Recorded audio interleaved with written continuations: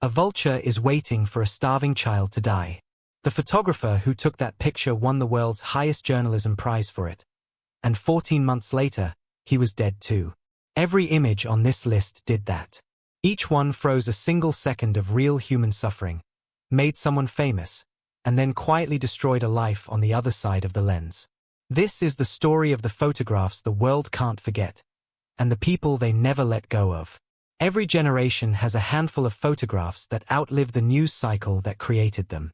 They get printed in textbooks, plastered onto protest signs, framed in newsrooms. But almost nobody who shares them knows what happened 5 minutes before the shutter clicked, or 20 years after. Behind every one of these images is a photographer who had to choose between shooting and helping, a subject who never asked to become a symbol, and a public reaction that changed history or ruined someone. We're going case by case, oldest to darkest. March 1936. A muddy pea pickers camp in Nipamo, California. Photographer Dorothea Lange is driving home from a Farm Security Administration assignment when she passes a hand-painted sign, PEA Pickers Camp. Something makes her turn the car around. Inside a lean-to tent she finds Florence Owens Thompson, 32 years old, 7 months pregnant, surrounded by 3 of her children. The family had just sold the tires off their car to buy food. They'd been living on frozen vegetables and birds the kids killed in the field. Lange took 6 frames in 10 minutes. The 6th one, Florence's hand at her chin, eyes fixed on nothing, a baby asleep in her lap, became Migrant Mother, arguably the most reproduced photograph in American history. Here's the part almost nobody knows. Florence Owens Thompson hated that picture. She said Lange promised the photos would never be published, then watched her own face become the face of the Great Depression without ever being paid a cent or asked permission again.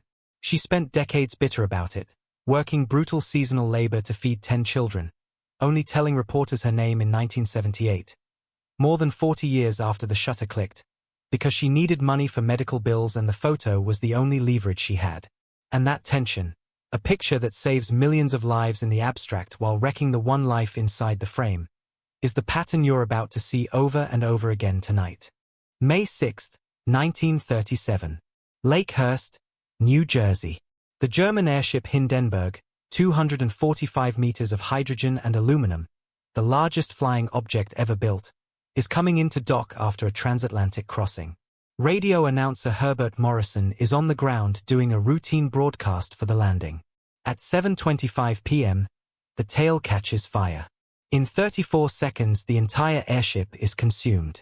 Photographer Sam Scher, reloading his camera and out of film, grabs one bystander's spare plate holder and fires a single unposed shot, capturing the exact moment the fireball engulfs the frame. It's often called one of the most reproduced news photos ever taken, and it exists because a photographer with an empty camera refused to just stand there and watch. 36 people died, 13 passengers, 22 crew, and 1 worker on the ground. Morrison's voice, breaking in real time, "Oh, the humanity," became the most quoted disaster broadcast of the 20th century. The image essentially ended the era of hydrogen airship travel overnight. 1 photograph, 1 broadcast, and an entire mode of transportation was buried by public fear before the wreckage even stopped smoking. So far we've covered a famine-era photo that ruined a family, and a disaster photo that killed an industry. Now we go somewhere darker, a photo that helped tip the outcome of a live political standoff. June 5, 1989. The morning after Chinese troops violently cleared pro-democracy protesters from Tiananmen Square, killing an unknown number, estimates range from hundreds to well over 1,000. A column of Type 59 tanks rolls down Chang'an Avenue, and a single man, holding what looks like 2 shopping bags, steps directly into their path. The lead tank tries to go around him. He steps back into its way. It happens again. And again. For several minutes this one unarmed man in a white shirt single-handedly halts an armored column, at one point climbing onto the tank to speak to the crew before being pulled away by bystanders. At least 5 photographers captured versions of the moment from different hotel balconies. Jeff Widener's version, shot through a long lens with a threatened film canister smuggled out in a photographer's underwear to avoid Chinese police confiscation, became the definitive image. To this day, nobody officially knows who Tank Man was, or what happened to him afterward. Rumors range from execution to quiet exile to simply disappearing into the crowd unharmed. The Chinese government has spent over 3 decades scrubbing the image from domestic search engines, textbooks, and social media, which is exactly why, every year, it resurfaces internationally as a symbol of individual defiance against overwhelming force. A man whose name we may never know became one of the most recognized human beings on Earth. And it only gets stranger from here, because the next photo subject was misidentified for nearly 40 years. March 1993. Ayod, Sudan. In the middle of a famine caused by civil war. South African photojournalist Kevin Carter, part of the fearless Bang Bang Club of war photographers, is on a UN aid flight when he wanders away from the crowd and hears a faint whimpering. He finds an emaciated child collapsed on the trail to a feeding center, and a hooded vulture, landing just behind them, watching and waiting. Carter later said he waited roughly 20 minutes for the vulture to spread its wings for a better shot. It never did. He took his photos, chased the bird away, and, by his own account, sat under a tree afterward, lit a cigarette, and cried, thinking about his own daughter back home. The photo ran in the New York Times on March 26, 1993, and the reaction was instant and enormous. Hundreds of readers called demanding to know what happened to the child. Carter won the Pulitzer Prize for feature photography in April 1994, and immediately faced brutal public backlash, accused of being another vulture on the scene for photographing suffering instead of intervening. 4 months after accepting that Pulitzer, on July 27, 1994, Kevin Carter died by suicide, carbon monoxide poisoning in his truck, at age 33. His note reportedly referenced being haunted by vivid memories of killings and corpses and anger and pain, of starving or wounded children. Here's where we are, a photo that ruined a family's dignity, a photo that killed an industry overnight, a photo of a man whose fate is still unknown, and now a photo that helped kill the photographer himself. But here's a twist almost nobody knows. In 2011, nearly 2 decades later, the child's father came forward. The little girl was actually a boy, Kong Nyong. He had, in fact, survived that day and made it to the feeding center. He lived another 14 years before dying of fever in 2007, having no idea he was one of the most famous victims in the history of photography. June 8, 1972. Trang Bang, South Vietnam. South Vietnamese aircraft, attempting to strike North Vietnamese positions, mistakenly dropped napalm on their own civilians and soldiers. Among them, 9-year-old Phan Thai Kim Phuc, sheltering with her family at a temple. The children run.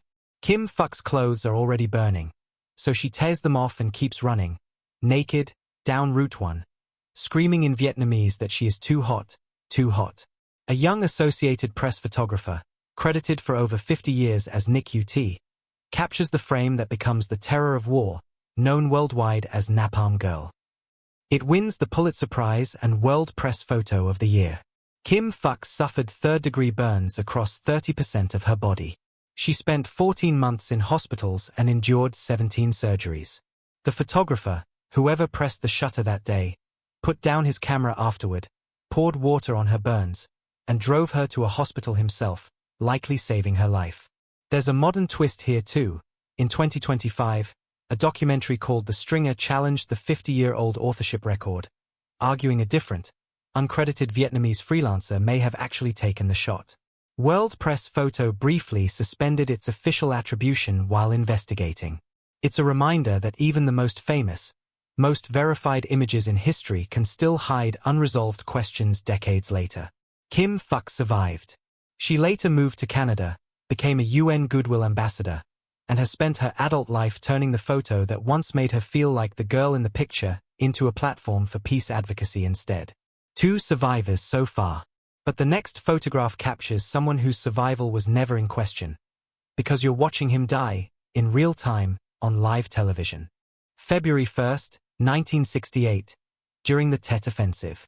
AP photographer Eddie Adams is following South Vietnamese National Police Chief Nguyen Ngoc Loan through the streets of Saigon when soldiers bring forward a bound prisoner, a Viet Cong operative accused of killing police officers and their families.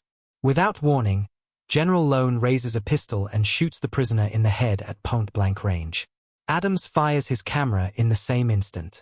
The photograph, a man's face contorting in the exact millisecond of death, runs in newspapers worldwide and becomes one of the most brutal, unfiltered images of the Vietnam War ever published, fueling the growing American anti-war movement almost overnight. Adams later expressed deep regret about the photo's legacy. He argued the image, stripped of context, turned a wartime execution of an alleged war criminal into a simple, damning symbol, one that haunted General Lone for the rest of his life, following him even after he fled to the United States, where he ran a small restaurant that was eventually vandalized once his identity was discovered.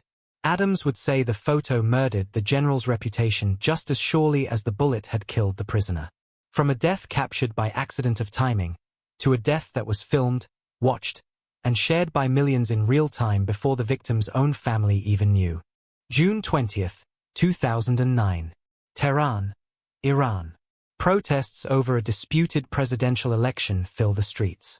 26-year-old Nada Argasultan, a music student not even actively participating in the protest, is standing near the demonstrations with her music teacher when a single bullet, allegedly fired by a member of the pro-government Basij militia, strikes her in the chest. Bystanders pull out phones. The footage, nearly 40 seconds of Nada collapsing, blood pouring from her mouth and nose as onlookers scream and try desperately to stop the bleeding, is uploaded to the internet within hours. It spreads globally before Iranian state media can suppress it, making Nada's death one of the first instances of a killing captured on a personal phone becoming a defining global political image, rather than a photo taken by a professional journalist. Time magazine called it probably the most widely witnessed death in human history. The Iranian government banned public mourning for her, buried her without informing her family's original wishes, and pressured her fiancé and family into recanting details to state media. Her name still became an international rallying cry. Nada itself translates roughly to voice or calling in Persian, and protesters adopted it literally, chanting that her voice would not be silenced. A single phone camera changed how the entire world processes political violence forever. But you haven't seen the darkest chapter yet, because next, we go back further, to photographs so horrifying that governments forced ordinary citizens to look at them, believing disbelief itself was a kind of danger. April 1945.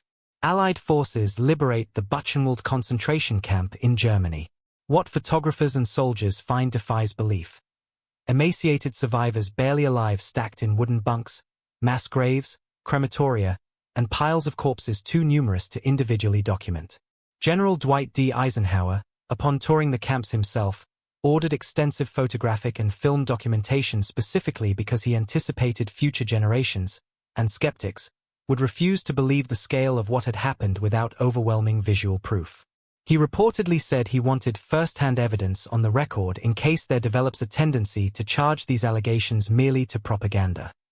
Some of these photographs were later used to force German civilians living near the camps to walk through and view the bodies directly, a deliberate act of confrontation ordered by American commanders who believed too many townspeople claimed ignorance of what had happened just beyond their fences.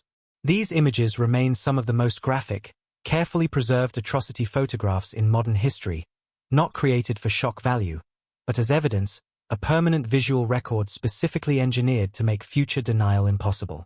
We've gone from a starving mother, to a burning airship, to an anonymous protester, to a boy misidentified as a dying girl, to a girl who survived napalm, to a man executed on camera, to a killing broadcast live to the planet, and now to photographic evidence of genocide itself.